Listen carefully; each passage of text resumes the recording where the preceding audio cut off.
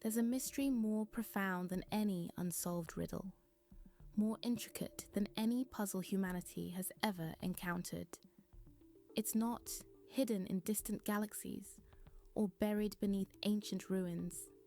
It's right here, in the person sitting across from you, in the stranger who just walked by, in the reflection staring back at you in the mirror. Human behavior. Every gesture, every pause, every word left unspoken. They're all clues. We move through our days surrounded by people, yet we rarely see what's truly happening beneath the surface. We miss the trembling hands that speak of anxiety, the forced laughter that masks loneliness, the silence that screams louder than any words ever could. But what if you could decode this language? What if you could look at someone, really look, and understand the invisible weight they're carrying? Today, we're going to explore 30 subtle behaviors that reveal the hidden emotional landscapes of the human heart. These aren't just observations about other people, they're mirrors. Because in learning to see others more clearly, we inevitably come face to face with ourselves. So let's begin this journey together. Let's learn to read the unspoken. Number 1. When someone constantly checks their phone while talking to you, it's not always about rudeness or distraction. Often, it's about anxiety. Their mind is overloaded with thoughts or emotions they can't process, and the phone becomes an escape hatch, a brief refuge from the intensity of being fully present. They're not avoiding you. They're avoiding the discomfort of standing still with their own feelings. Number 2, when someone laughs too much, pay attention. Laughter isn't always happiness. Sometimes it's a shield. People who laugh at everything, especially things that aren't funny, are often hiding something deeper. Sadness, insecurity, fear of being truly seen. The laughter fills the space where vulnerability might otherwise live. Number 3, if someone suddenly becomes quiet in a group conversation, don't assume they're bored. Silence can be louder than words. They might be overwhelmed. They might feel invisible. Or perhaps they've learned that their voice doesn't matter in that space, so they've stopped offering it. Silence is often a form of self-protection. Number 4, when someone avoids eye contact, they're not necessarily being dishonest. They might be carrying shame, not about what they're saying to you, but about something else entirely. Something they haven't told anyone. Eye contact requires courage, and sometimes people are simply too exhausted to be that brave. Number 5, notice the person who always says, "I'm fine," with a smile. Those 2 words spoken too quickly, too automatically, are often a fortress. They've learned that people don't really want to know the truth, that honesty is a burden. So they smile and they lie, not out of deception, but out of kindness, sparing you from their darkness. Number 6, when someone constantly apologizes for things that don't require apology, you're witnessing internalized guilt. They've been made to feel that their existence is an inconvenience, that taking up space is wrong. Each "I'm sorry" is a small act of self-erasure, a habit formed from too many times being told they were too much or not enough. Number 7, if someone suddenly cancels plans repeatedly, don't take it personally. They're likely battling something invisible. Depression doesn't announce itself. Neither does anxiety. Sometimes people cancel because showing up to anything feels like climbing a mountain. They want to be there. They just can't find the strength.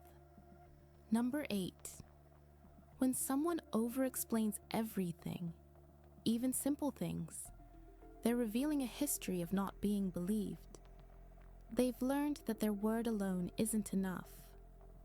that they must justify their existence, their choices, their feelings. Each excessive explanation is a defense mechanism built from too many times being doubted or dismissed. Number 9, pay attention to the person who's always helping others, but never asks for help themselves. This isn't strength. It's often a survival strategy. They learned early that their needs made others uncomfortable, that love was conditional on being useful. So they give and give, hoping that if they're helpful enough, they might finally be worth keeping.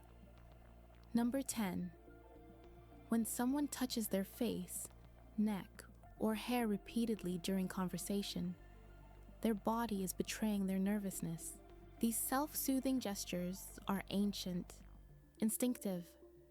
They're trying to calm themselves down, to regulate emotions that feel too big. It's not about vanity, it's about survival. The body's quiet attempt to create safety when the mind feels under threat. Number 11, when someone suddenly becomes overly generous or giving, look closer. Sometimes generosity is love, but sometimes it's apology. They're trying to compensate for something, a perceived failure, a mistake, a part of themselves they believe is lacking. They're hoping that if they give enough, you won't notice what they think is broken inside them.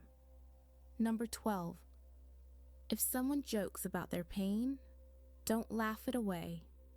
Humor is often a test. They're dipping their toe into vulnerability, seeing if it's safe to go deeper. When someone makes their trauma into a punchline, they're asking a question without words. Can you handle the real me, or should I keep performing? Number 13, when someone talks very fast, they're usually running from something. Maybe it's silence. Maybe it's the fear that if they stop talking, you'll leave. Or perhaps they're racing against their own thoughts, trying to outrun the anxiety that chases them. Speed is a survival mechanism. Keep moving, keep talking. Don't let anyone see you're afraid. Number 14, notice the person who never shares photos of themselves. This isn't about being camera shy. It's often about invisibility as protection. They've learned to take up less space, to erase themselves from the narrative. If they're not seen, they can't be judged. If they don't exist in images, maybe they won't be criticized, mocked, or rejected.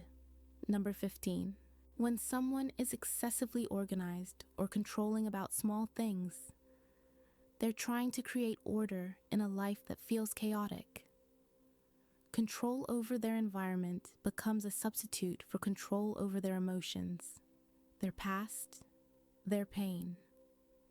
Those perfectly aligned objects and rigid schedules are really about one thing: making the world feel a little less terrifying. Number 16, if someone suddenly withdraws affection or becomes distant, they're not necessarily falling out of love. Sometimes people pull away because they're afraid of being hurt, afraid of being too much, afraid that if they get closer, you'll see all the broken pieces they've been hiding. Distance is a preemptive goodbye, leaving before they can be left.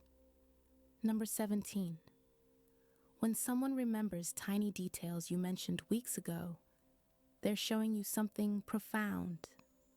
They're revealing that you matter, that in a world full of noise, your words landed somewhere safe in their heart. This kind of attention isn't casual. It's a form of love, the quiet kind that pays attention when no one's watching.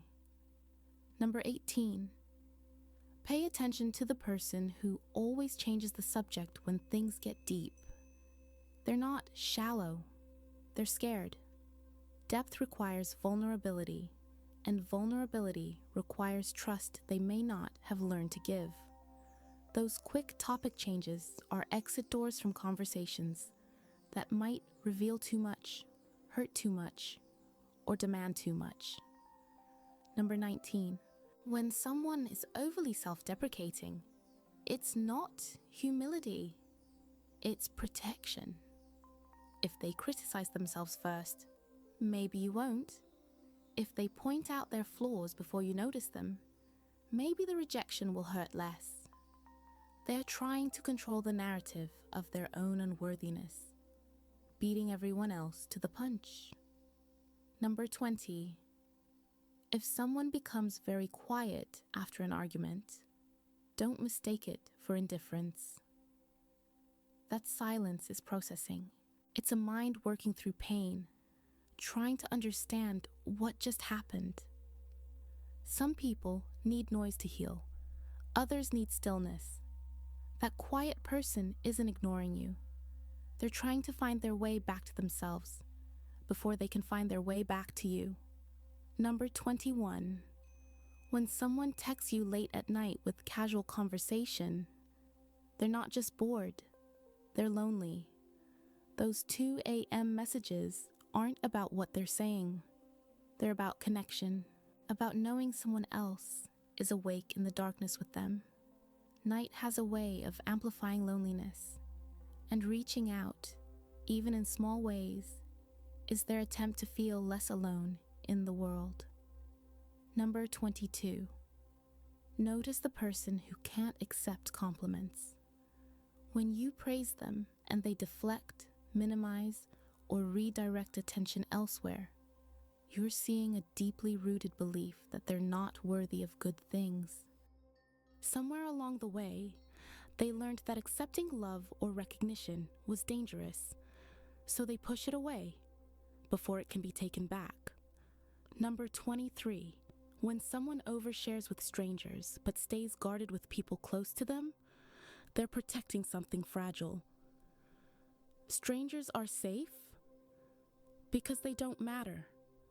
They can't hurt you because they're not staying. But the people who matter, those relationships carry stakes. And sometimes the fear of losing them is so great that walls go up where bridges should be. Number 24. If someone suddenly becomes very successful or productive after a loss, don't celebrate too quickly. Sometimes achievement is grief in disguise. Work becomes a place to hide. Accomplishment becomes a way to avoid feeling. They're not thriving, they're surviving. They're building monuments to distract from the emptiness inside. Number 25. When someone asks, "Are you mad at me?" repeatedly, even when nothing's wrong, they're carrying old wounds. They've been conditioned to expect anger, rejection, or abandonment. Their nervous system is constantly scanning for danger, for signs that they're about to be hurt again. That question isn't really about you. It's about every time someone they loved turned cold without warning. Number 26. Pay attention to the person who never talks about their family. That absence is telling you something. Sometimes family is pain we're not ready to unpack. Sometimes home is the place we're still trying to escape. Silence about family often means there are stories too heavy to carry into casual conversation. Stories that shape them in ways they're still trying to understand. Number 27. When someone is always the peacemaker, always smoothing over conflict, always keeping everyone happy, they're not naturally diplomatic. They're traumatized. They learned early that conflict meant danger, that anger meant abandonment. So they became human buffers, sacrificing their own needs to keep the peace, because peace meant survival. Number 28. If someone suddenly becomes very spiritual or philosophical after struggling, they're searching for meaning in pain. When life breaks you, you either become bitter or you become deeper. Those who turn to spirituality aren't escaping reality. They're trying to find a framework that makes suffering bearable. They're looking for a reason to keep believing in something. Number 29. When someone says, "I don't want to burden you," while clearly struggling, they're asking for permission to be human. They're testing whether you're safe, whether you'll stay, if they show you the weight they're carrying. That statement is both a shield and a cry for help. They want you to insist, to prove that their pain won't push you away. Number 30. Notice the person who's always strong, always composed, always holding everyone else together. They're not unbreakable. They're just broken in private. They've learned that their role is to be the rock, the foundation, the one who never crumbles. But rocks erode, foundations crack, and the strongest people are often the ones closest to collapse, suffering in silence because they believe their pain would be too much for anyone else to hold. And there it is, 30 windows into the human soul. 30 reminders that nothing is ever quite as simple as it seems. Every person you meet is carrying something. A story you'll never hear. A wound you'll never see. A battle they're fighting in the quiet spaces between words. That person who seemed rude, they might be drowning. That friend who's been distant, they might be barely holding on. That stranger who wouldn't make eye contact, they might be carrying more shame than any human heart should have to bear. We spend so much time looking at people, but so little time truly seeing them. We judge the surface while remaining blind to the depths. We react to behaviors without understanding the pain that creates them. But now you know. Now you have the map to read what's hidden, the language to decode what's unspoken. Here's the truth that changes everything. These insights aren't just about understanding others. They're about understanding yourself. Because if you recognized yourself in any of these 30 reflections, if something resonated, if something felt uncomfortably familiar, then you've just been given a gift. The gift of self-awareness. The gift of knowing you're not alone in your struggles, your fears, your quiet suffering. We are all mysteries to each other, but we're also mirrors. Every behavior you judge in someone else is teaching you something about yourself. Every pain you recognize in another person is connecting you to your own humanity. And in that recognition, in that moment of true seeing, something miraculous happens. Empathy is born, compassion awakens, and the world becomes a little less lonely. So go forward differently now. Look at people with softer eyes. Listen to silences with more attention. See the shields people carry as protection, not rejection. Understand that everyone, absolutely everyone, is doing their best with the tools they were given, the wounds they carry, and the love they're still learning to accept. The most fascinating mystery of all time isn't somewhere out there. It's right here, in you, in me, in every human being trying to make sense of this beautiful, brutal, confusing experience of being alive. See people differently now, including yourself.